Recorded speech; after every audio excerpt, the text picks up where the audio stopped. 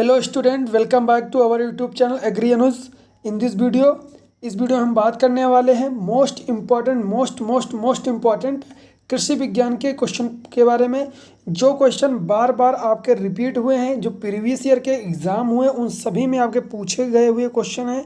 तो आप यहाँ पर देख सकते हैं, बिल्कुल वही क्वेश्चन डिस्कस करेंगे। और जैसा आपने थंबनेल में देखा है कि पढ़ो वही जो पेपर में आए, तो वही पढ़ना है आपको जो पेपर में आए। ठीक है, ज़्यादा आपको बर्डन नहीं करना है, ज़्यादा आपको कहीं ये साइंटिफिक नेम कहीं वो साइंटिफिक नेम, ये सब चीज़ें आपको ज़्यादा पढ़ना नहीं है, कम पढ़ना है, सीमित पढ़ना, अच्छा पढ़ना, जो पेपर में आए वही आपको पढ़ना है। ठीक है, आपको हर यूट्यूब चैनल पर कम से कम डेली आपके 500-600 क्वेश्चन डेली प्रैक्टिस करा रहे हैं। तो इस सबसे कोई मतलब नहीं है, आपको वही सॉलिड पढ़ना है जो पेपर में आ चुका है, ताकि एनालाइज कर सकें। ठीक है, इतना तो है नहीं आप सारे क्वेश्चन याद रख कर पाओगे। ठीक है, वो भी एमसीक्यू। आपको ये है कि थोड़ा कंसेप्ट मिल जाए, उसके बाद एमसीक्यू मिल जाए, तो आप अच्छी तरीके से याद कर पाएंगे। मैं खुद पढ़ाना चाहता हूँ आप लोगों को कंसेप्ट बेस्ड, बट मेरे पास इतने संसाधन है नहीं प्रेजेंट में कि मैं आपको पूरा करा पाऊँ। ठीक है, इसीलिए मैं वो भी क्वेश्चन ढूंढ के लाता हूँ जो आपके लिए हेल्पफुल हो। बार बार पूछे जा चुके क्वेश्चन वही भी आपको प्रोवाइड कराने की कोशिश करता हूँ। अगर मेरे पास कोई अच्छा संसाधन होता, लैपटॉप वगैरह होता, तो मैं आप लोगों के लिए बहुत अच्छी तरीके से एक कॉन्सेप्ट बेस्ड आपको मटेरियल प्रोवाइड कराता, ताकि आपको कॉन्सेप्ट भी क्लियर हो, उसके बाद में आप एमसीक्यू करें। वरना खाली आपको एमसीक्यू याद करने से कोई फ़ायदा नहीं है मिलता है अच्छे से। जब आपका कॉन्सेप्ट क्लियर होता है तो क्वेश्चन को थोड़ा मॉडिफाइड भी किया गया हो, तब भी आप कर पाएंगे। तो कोई बात नहीं, तो आप लोग जैसे है उसी संसाधन में आपसे अच्छी तरीके से पढ़ेंगे आप लोग अच्छी तरीके से। तो यहाँ पर आप डिस्कस करने वाले हैं जितने भी क्वेश्चन बीएचयू में पूछे जा चुके हैं पिछले सालों में, उन्हें डिस्कस करेंगे। ये काफ़ी क्वेश्चन है, ये सारे कलेक्ट हुए क्वेश्चन है। तो आपको कुछ इस वीडियो में बात करेंगे, कुछ नेक्स्ट वीडियो में। तो कुल मिला के जो है कंटिन्यू आपको यही मिलेंगे।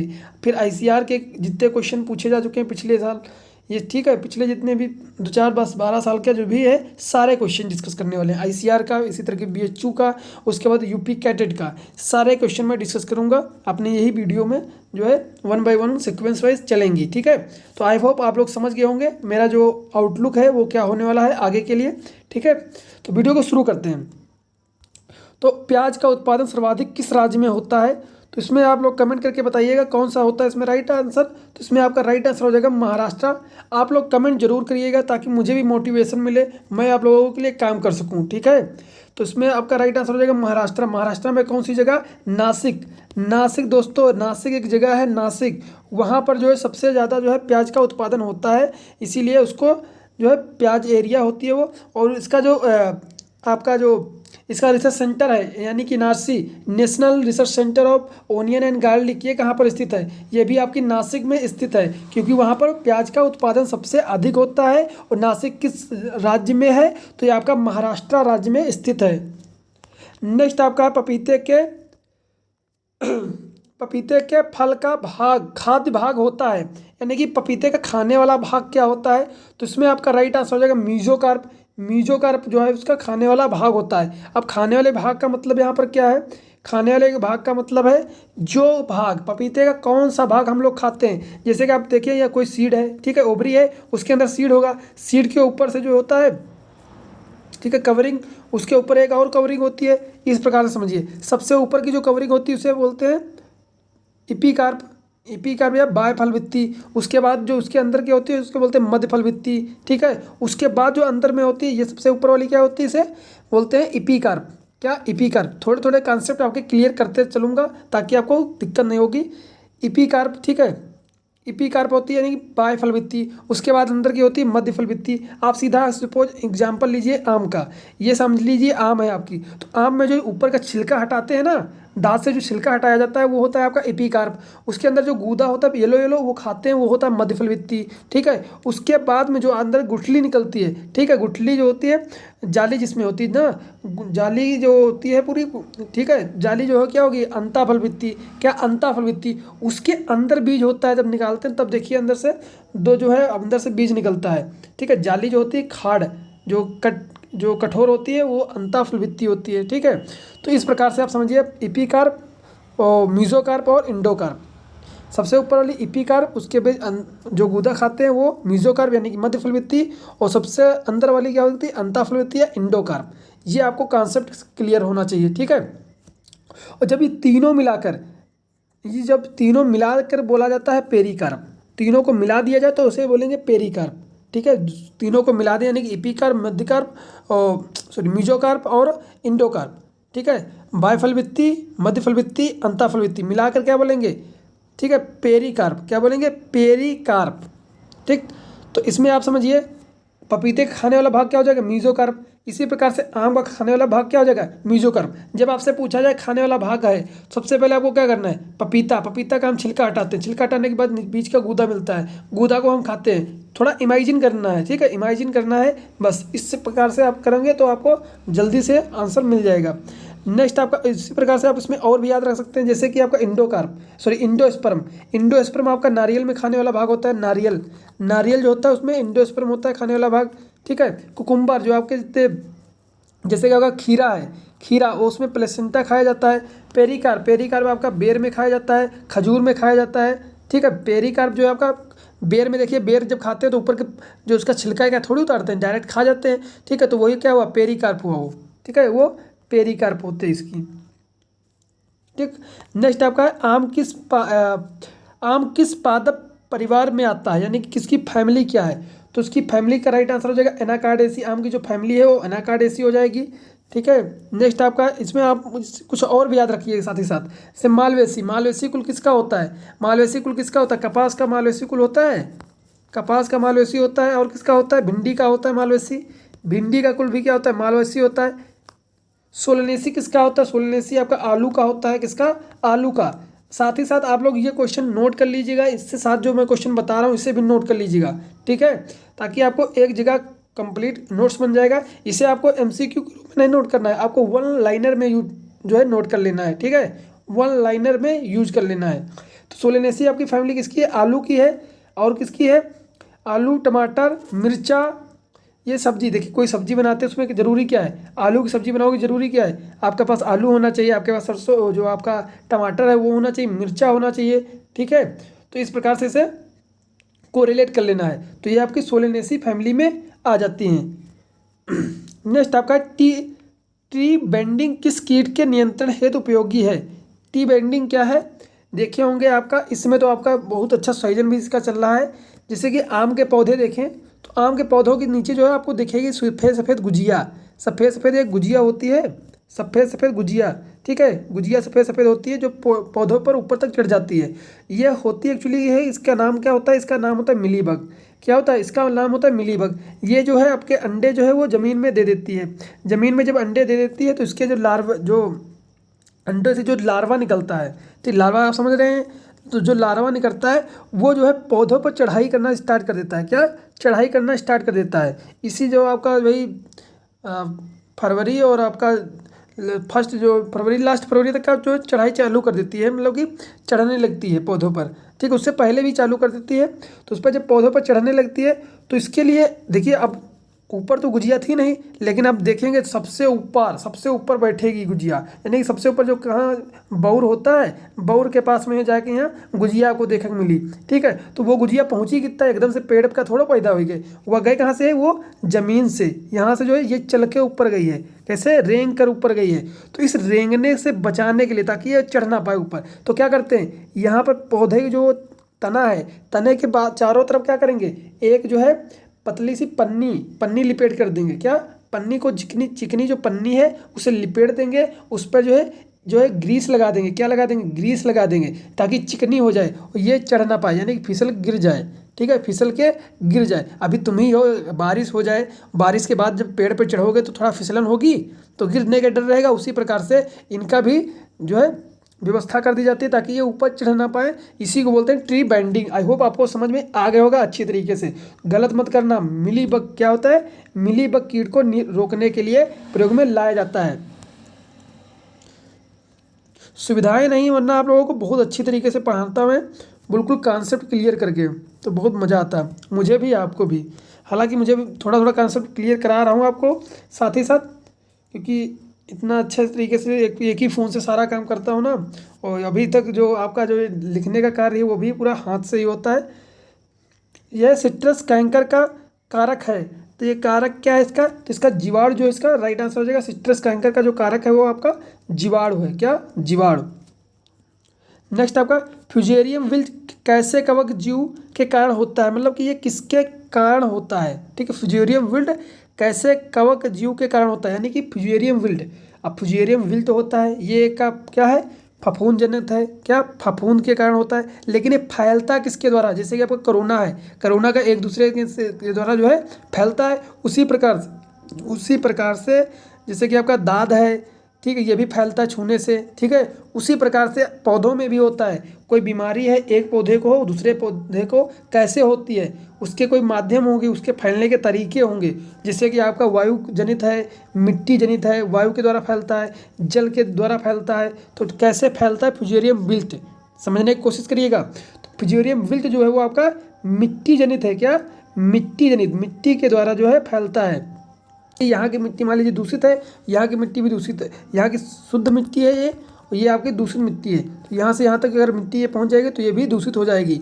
इस प्रकार से ये जो है इसके जो है फैलती है ये फ्यूजेरियम विल्ट। फ्यूजेरियम विल्ट लगता किस में है, तो फ्यूजेरियम विल्ट का सबसे अच्छा एग्जाम्पल आपका है अरहर। अरहर में जो उकठा रोग होता है, क्या, उकठा रोग जो होता है वो उसी को बोलते हैं विल्ट, ठीक है। नेक्स्ट आपका है विटामिन शब्द किसने प्रस्तावित किया, तो विटामिन शब्द किसने प्रस्तावित किया। आप लोग यहाँ पर देख दे, सारे क्वेश्चन आए हुए क्वेश्चन हैं, बहुत इंपॉर्टेंट क्वेश्चन है। आप लोग इसे अच्छी तरीके से तैयार करिएगा। अगर वीडियो पसंद आए प्लीज़ कमेंट जरूर करिएगा, ताकि मुझे मोटिवेशन मिले आप लोगों के लिए अच्छे से अच्छी वीडियो बना कर पाऊँ, ठीक है। तो आप लोग कमेंट जरूर करिएगा। विटामिन शब्द किसने प्रस्तावित किया, तो उसमें राइट आंसर हो जाएगा आपका फंक, क्या, फंक साहब ने जो है किया था। वाटसन क्रिक का मॉडल आपको पता ही है, फिशर जो है आपको पता ही है। तो इसमें आप जो है वन जीन वन एंजाइम जो है सिद्धांत जो है फिशर ने दिया था, वन जीन वन एंजाइम। और आपका फंक जो है इसमें राइट आंसर हो जाएगा। नेक्स्ट आपका है निम्न में से अमरूद की कौन सी फैमिली है, तो अमरूद किसमें कौन सी फैमिली है, तो इसमें राइट आंसर हो जाएगा मर्टेसी जो है अमरूद की फैमिली है। रोजेसी किसकी होती है, रोजेसी आप लोग कमेंट करके बताइए किसकी किसकी फैमिली होती है। रोजेसी फैमिली किस किस फल की होती है, आप लोग कमेंट करके बताइएगा। कैरिकेसी किसकी है, तो पपाया की हो जाएगी। सोलेनेसी आपको पहले ही बता दिया है। नेक्स्ट आपका सेम ही क्वेश्चन है। नेक्स्ट आपका निम्न में किस गेहूं के साथ मिश्रित किस्म के रूप में उगाया जाता है, मतलब किस फसल को जो है गेहूं के साथ मिश्रित रूप से उगाया जाता है। तो आप लोग अच्छी तरीके से जानते हैं, सरसों को गेहूं के साथ सरसों बो दिया जाता है। कितने अनुपात में, 9:1 के अनुपात में। ये अनुपात वो याद रखिएगा, 9:1 के अनुपात में। यानी कि 9 लाइन अगर गेहूं की है तो आपकी 1 लाइन किसकी होगी, सरसों की। यानी कि 9 किलो अगर 9 किलो गेहूँ है तो 1 किलो आप सरसों डाल दीजिए, ठीक है। 9:1 का रेशियो चलता है, ठीक है। नेक्स्ट आपका मेंडल ने निम्न में से किस पर काम नहीं किया। मेंडल को अच्छी तरीके से पता हो, फादर ऑफ आनुवंशिक विज्ञान के पिता कहा जाता है मेंडल को, ठीक है। मेंडल को पिता कहा जाता है किसका, जेनेटिक्स का पिता कहा जाता है। इन्होंने मटर पर जो है अध्ययन किया था, उसमें कौन से लक्षण को नहीं लिया था इन्होंने। उस लक्षण कुल जैसे कि लक्षण लिए थे ना, कि हाइट का लिए थे, रंग का लिए थे, तो कौन सा लक्षण नहीं लिए थे। तो इसमें राइट आंसर आपका हो जाएगा मटर फली का माप। मटर फली की माप को जो है लक्षण नहीं माने थे, वो आधार माने थे लंबाई का, फली की संख्या, मटर की फली में कितनी संख्या है, उसके बीज का रंग कैसा है, वाइट है, येलो है, इस प्रकार से वो लिए थे। तो इसमें राइट आंसर हो जाएगा आपका 4th जो है ये नहीं प्रयोग में किया गया था। नेक्स्ट आपका है सेब क्या होता है। सेब क्या होता है, वास्तविक फल होता है, अवास्तविक फल होता है, सब्जी होता है, अनिश्चित फल होता है। आप लोगों को कई बार इसमें जो है आपका बताया हूँ मैं, जो बोर्ड के एग्जाम हो रहे थे तब भी आपको अच्छी तरीके से बताया था। वास्तविक फल क्या होते हैं, अवास्तविक फल क्या होते हैं। तो इसमें राइट आंसर आपका हो जाएगा अवास्तविक फल। अवास्तविक फल वो होते हैं, यानी कि इसे कूट फल भी बोलते हैं, क्या, कूट फल बोलते हैं। असत्य फल बोलते हैं, क्या, असत्य फल। वे फल जो ओवरी से न डेवलप होकर किसी अन्य भाग से होते हैं पुष्प के, तो उसे क्या बोलते हैं, अवास्तविक फल, ठीक है। नेक्स्ट आपका है बॉडी मिक्सचर। बॉडी नहीं, इसे बोडाक्स मिक्सचर कहते हैं, बोडाक्स क्या कहेंगे, बोडॉक्स मिक्सचर होता है ये क्या है, एक फफूंदी नाशक होता है, क्या, फफूंदी नाशक है। पीएमए मिलार्डेट ने इसे खोजा था। पीएमए मिलार्डेट इसे लिख लीजिएगा, थोड़ा लिखते नहीं बनता है क्योंकि उंगली से लिखना होता है, ठीक है।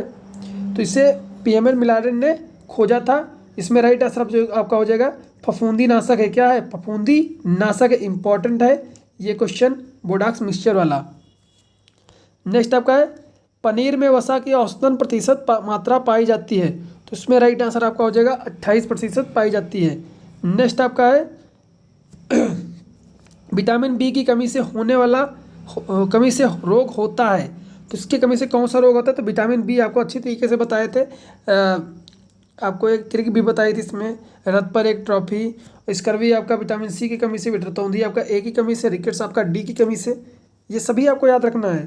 सी, ए, बी और डी की कमी से होते हैं। नेक्स्ट आपका है फूल गोभी के बीज दर प्रति हेक्टेयर क्या है? तो इसमें राइट आंसर जो है 500 ग्राम। नेक्स्ट आपका प्याज में तीखापन होता है। तीखापन किसके कारण होता है? तो तीखापन एलाइल प्रोपाइल डाइसल्फाइड के कारण होता है। एलाइल प्रोपाइल डाइसल्फाइड के कारण होता है। एलाइल प्रोपाइल डाइसल्फाइड किसमें होता है? आपका लहसुन में होता है। कैरोटीन नाम किस में पाया जाता है? ठीक है, दूध का जो येलो रंग होता है कैरोटीन के कारण होता है। एलिसीन जो है किसमें पाया जाता है? एलिसीन किसमें पाया जाता है? ये भी आपका पाया जाता है इसी में। नेक्स्ट आपका हरी मिर्च में विटामिन पाया जाता है। तो कौन सा विटामिन पाया जाता है? इसमें राइट आंसर हो जाएगा विटामिन सी जो है आपका हरी मिर्च में पाया जाता है। नेक्स्ट है आपका आम फल है। आम किस प्रकार का जो है फल होता है? तो इसमें राइट आंसर हो जाएगा ड्रूप, यानी कि अष्टी फल होता है। अष्टी फल होता है। नेक्स्ट आपका है सरोसिस में और सारे आ जाएंगे। मिर्च में की प्रति हेक्टेयर बीज दर होती है। तो इसमें राइट आंसर हो जाएगा 1.5 kg। अकॉर्डिंग टू ऑप्शन चलना है आपको 1.5 kg। नेक्स्ट आपका है प्रजनन शक्ति बढ़ाने के लिए निम्न किस विटामिन को देना चाहिए? ये देखिए कितना अच्छा क्वेश्चन आपके लिए आ चुका है। जिस बंदे को कमी हो, प्रजनन शक्ति को बढ़ाना हो, तो आप लोग ये विटामिन ले सकते हैं। तो वो विटामिन कौन सी है? या कोई पूछे आपसे मुझे ये प्रजनन शक्ति बढ़ाना है तो कौन सी विटामिन चाहिए, मुझे कौन सी दवा खानी चाहिए, तो आप लोग क्या सजेस्ट करेंगे? तो विटामिन ई को सजेस्ट कर देंगे। करना नहीं, खाली आपको समझाने के लिए बोल रहा हूँ, ठीक है। तो विटामिन ई जो है आपको प्रजनन शक्ति को बढ़ाने के लिए जो है आपका विटामिन ई का प्रयोग में लाया जाता है। यानी कि इसकी कमी से जो है स्टेरिलिटी एक बीमारी होती है, यानी स्वाबंधिता, ठीक है। तो ये हो जाती है अगर इसकी कमी होती है, ठीक है।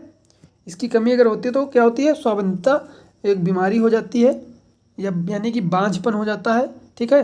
तो इस प्रकार से ये टोटल आज के इतने क्वेश्चन डिस्कस कर लिए हैं। बाकी के जो क्वेश्चन है वो नेक्स्ट डिस्कस करेंगे। अभी काफ़ी क्वेश्चन है, आप लोग इसी तरीके से प्यार बनाए रखिएगा तो आप लोगों को लगातार कंटिन्यू इसी प्रकार से वीडियो मिलती रहेंगी। तो आप लोग कमेंट जरूर करिएगा, आप लोगों को वीडियो कैसी लगती है कमेंट प्लीज़ जरूर करिएगा, लाइक कर दीजिएगा, आप सब्सक्राइब कर लीजिएगा, अपने दोस्तों तक जरूर शेयर करिएगा। Take care.